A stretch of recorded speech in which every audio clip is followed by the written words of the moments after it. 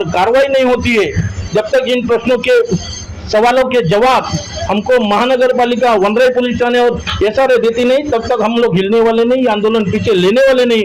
आज नमस्कार, आप देख रहे हैं इंडिया स्टार 9 आवाज जनता की।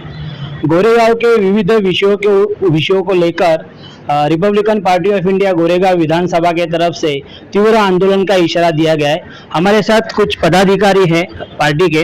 हमारे साथ उषाताई रामलू जी है, जो मुंबई के महिला आघाड़ी के अध्यक्ष है। उषाताई, ये जो आंदोलन का आपने इशारा दिया है, उसके बारे में कुछ बताएंगे? ये जो आंदोलन है हमारे गोरेगांव तालुके के तरफ से हम 2 तारीख को यहाँ कामा स्टेट में करने वाले हैं। और इस बार हमारी जो मांगनी है, सिद्धार्थ हॉस्पिटल है, कामा हॉस्पिटल है, ये अशोक नगर सोसाइटी है, वो मंडई में जो संत रोहिदास महाराज का नाम देने का है, ये सब मांगनी पूरे होने तक हम लोग यहाँ से हिलने वाले नहीं। ये बार का हमारा ये निश्चय है कि हमने 2-4 बार पहले भी कर चुके हैं। हर बार हमें आश्वासन दिया जाता है अभी होएगा, तो अभी ये भी हद से बाहर है।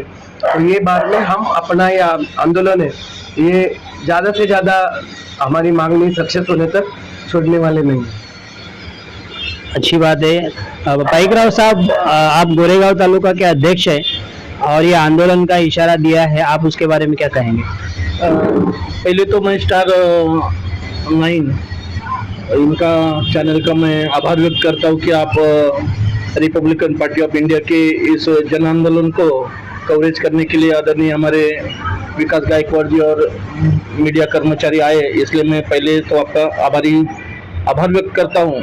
जैसे कि आपको पता ही है कि हमारे रिपब्लिकन पक्ष की पार्टी की मुंबई की अध्यक्षा महिला आघाड़ी की आदरणीय उषाताई रामलू जी हमारे आई साहब, हमारे कुटुंब प्रमुख है गोरेगांव की, उनके नेतृत्व में हमारे उत्तर पश्चिम जिला की अध्यक्षा रेशमा खान जी हैं, हमारे जिला के सचिव आदरणीय रमेश पालंदे साहब है, हमारी गोरेगांव तालुका के अध्यक्षा छायाताई राउत जी है, हमारे आप तो विकास गायकवाड़ जी है, हमारे युवक आघाड़ी के दीपक सहेजराव जी है, वार्ड क्रमांक 58 के वार्ड अध्यक्ष विजय सागरे जी है, वार्ड क्रमांक 54 के वार्ड अध्यक्ष लखन पाइकराव जी है, वार्ड क्रमांक 56 के वार्ड अध्यक्ष संतोष भोसले जी है, हमारे युवक आघाड़ी के वार्ड अध्यक्ष विजय दबाले जी है, हमारे संतोष गायाड़ जी जो गोरेगांव तालुका सचिव है, और हमारे सहकारी गुरुनाथ गायकवाड़ जी गोरेगांव तालुका सर चिटनीस। आज हमारी महत्वपूर्ण विषय के ऊपर यहाँ पे बैठक आयोजित की गई थी कि गए अनेकों सालों से हमने यहाँ के गोरेगांव के सामाजिक विषयों पे एक आंदोलन चलाया हुआ है, जिसमें प्रामुख्य से आपको पता ही होगा कि सिद्धार्थ रुग्णालय ये गरीबों के लिए एक बड़ा अस्पताल, गोरेगांव खाली गोरेगांव नहीं, गोरेगांव, मलाड, जोगेश्वरी, डिंडोशी, इन परिसर में सबसे बड़ा हॉस्पिटल ये सिद्धार्थ हॉस्पिटल था। आपको पता ही है उसको तोड़ा गया, तोड़ने के पहले भी कई दिनों तक बंद करके रखा गया, उसमें भी कई दिक्कतें आई। उसमें रिपब्लिकन पार्टी ने बढ़ चढ़ के हिस्सा लिया। माननीय रामदास जी आठवले साहब ने संसद जो है मंत्री हैं, उन्होंने भी उसके ऊपर आवाज उठाई, पत्रव्यवहार किया, तब जाके वो तोड़ा गया और उसका फंड भी पास हुआ है, अच्छा फंड पास हुआ है। कुछ देर के बाद, जागने के बाद कुछ लोक प्रतिनिधि जागे जरूर थे, लेकिन आज भी फंड पास होने के बावजूद, वहाँ विकासक आने के बावजूद उस सिद्धार्थ हॉस्पिटल का काम जो कछुआ चल रही थी, मतलब धीरे धीरे पता नहीं क्या कारण है उसका, हमको पता नहीं, लेकिन हम लोगों के साथ में जुड़े होने की वजह से लोगों की आवाज है, क्योंकि वो बड़ा अस्पताल है और हमारे लोगों को, गरीबों की जो नगरी कहा जाता है गोरेगांव, उसमें बहुत अच्छा अस्पताल का उपयोग लाया जाता था। उसका काम जोरों शोरों से होना चाहिए, जल्द से जल्द लोगों को आरोग्य की सुविधा मिलनी चाहिए, ये एक विषय है। दूसरा विषय हमारा कोई लोक प्रतिनिधि होने की, नगर सेवक बोलिए, आमदार होने दीजिए, हमारा कोई लोक प्रतिनिधि नहीं होने की वजह से हमने कई बार एक मांग की है। एक मांग क्या है कि टोपी वाला भाजी मंडी जो महानगर पालिका का है, वहाँ नाट्यगृह बन रहा है। हमने उस नाट्यगृह बनने का भी स्वागत किया, जिन्होंने उसके लिए प्रस्ताव रखे उनका भी स्वागत किया। सबसे पहले महानगर पालिका कहती है कि जिससे पहला प्रस्ताव रखा जाएगा उसके ऊपर चर्चा होनी चाहिए, विषय होने चाहिए। उस विषय पे हमने रिपब्लिकन पार्टी ऑफ इंडिया की तरफ से पहली मांग रखी कि हमारे जो महापुरुष है, जिन्होंने हमें प्रेरणा दी, ऐसे संत शिरोमणि गुरु रविदास महाराज जी का नाम उस नाट्यगृह को दिया जाए, क्योंकि मुंबई में एक ऐसा कोई बड़ी वास्तु नहीं है जिसको संत रविदास महाराज, एक कुर्ला में फ्लाईओवर को नाम है, संत शिरोमणि गुरु रविदास महाराज जी का। उसके बाद कोई भी बड़ी वस्तु को संत शिरोमणि गुरु रविदास महाराज जी का नाम नहीं है।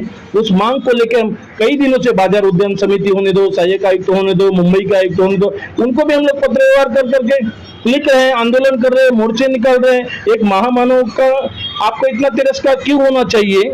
यहाँ के लोक प्रतिनिधि जो आमदार है या माजी मंत्री है, उनको इस नाम की क्या एलर्जी है? आप रविदास महाराज जी के जयंती में तो बड़े जोरों शोरों से जाते हैं, लेकिन उनके नाम के लिए कोई समर्थन करने के लिए आगे नहीं आता। लेकिन रिपब्लिकन पार्टी ऑफ इंडिया एक ऐसा दल है जो महामानव के विचार पे चलता है। तो ये एक मुद्दा हमारे लिए मुद्दा नहीं है, ये हमारे अस्तित्व की लड़ाई है कि हमारे महापुरुष का नाम उस मंडई में बनने वाले नवनिर्मित, क्योंकि वो किसी का फंड नहीं है, वो सार्वजनिक जगह है, महानगर पालिका के फंड से हमारे पैसों से बन रहा है, तो उसको हमारे महामानव का नाम मिलना ही चाहिए।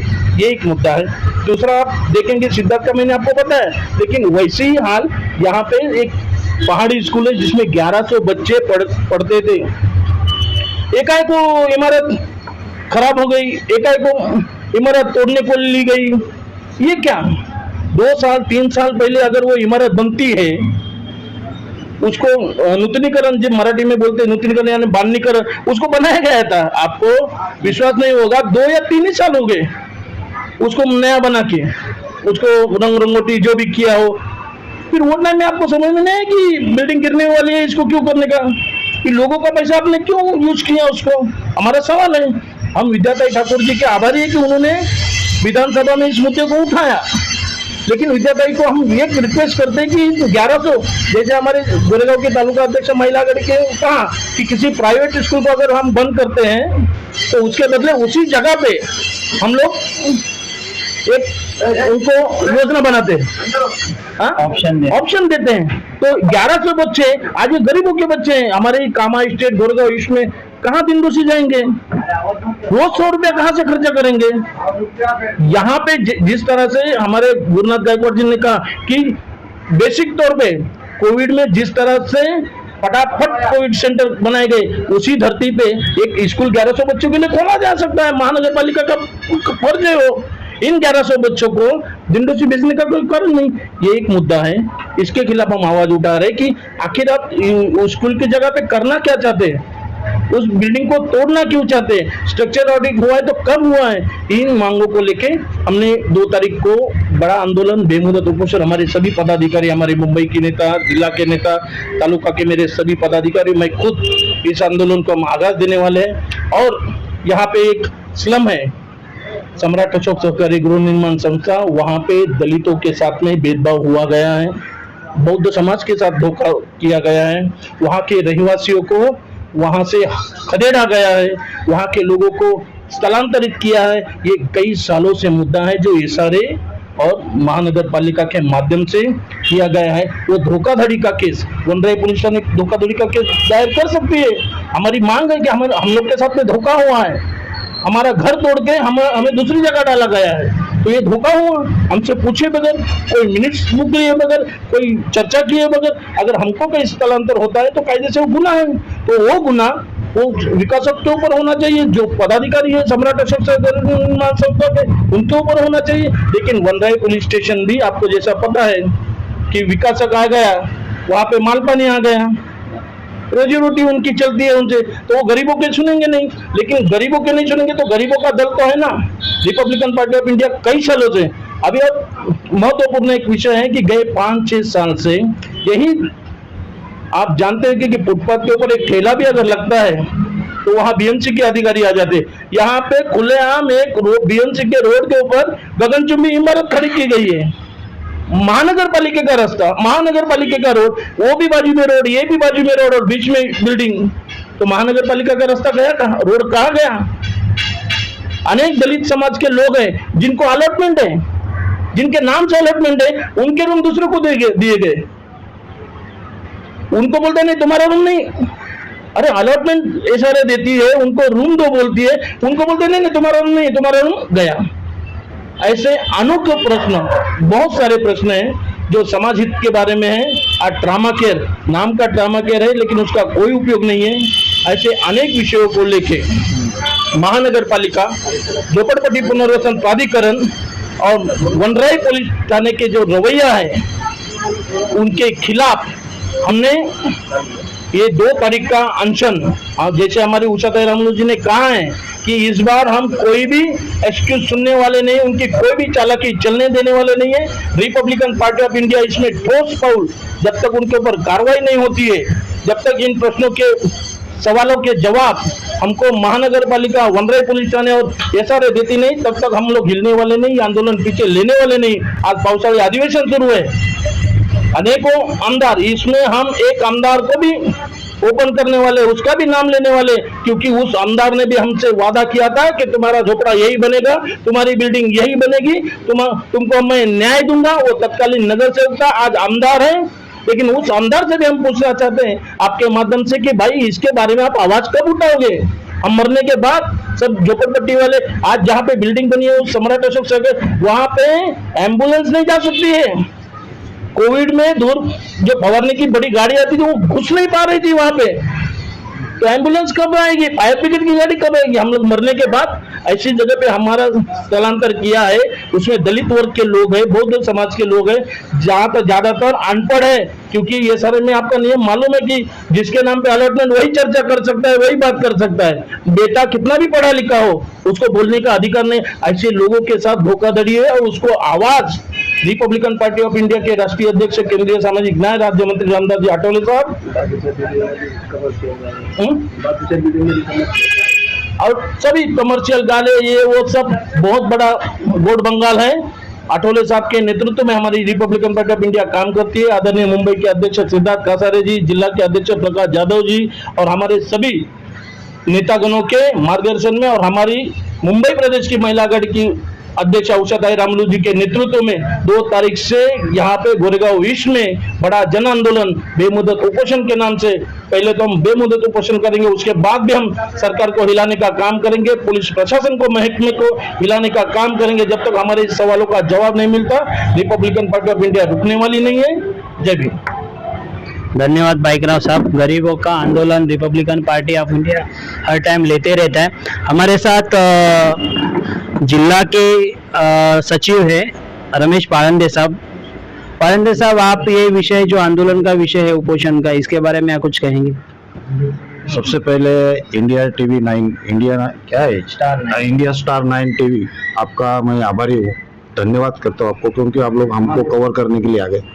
ये जो अभी पाइकराव साहब ने जो मुद्दे बताए, ये हमारे कोई पर्सनल मुद्दे नहीं है, ये सब समाज के है, समाज में रहने वाले गरीब तबके लोगों के लिए है। और आपको मालूम है, आप भी वो पार्टी में काम करते हो, Republican Party of India, Athawale साहब जिसके अध्यक्ष है, वो हमेशा गरीबों का मुद्दा लेके उठते हैं। आज कम से कम हम लोग 4-5 साल से नहीं, 7-8-10 साल से हम लोग ये मुद्दा लेके हम लोग लड़ रहे हैं, लेकिन हमारी कहीं सुनवाई नहीं हो रही है। जैसे कि अभी साहब ने बताया, क्या हमारा ना कोई लोक प्रतिनिधि नहीं होने की वजह से एक छोटा सा सवाल है, क्या वो खाली नाट्यगृह को नाम नहीं दे पा रहे हैं, क्योंकि हमारे पास हमारा बोलने वाला, वहाँ पे सदन में बोलने वाला कोई नहीं, इसके लिए हमारी कोई आवाज नहीं सुनता है।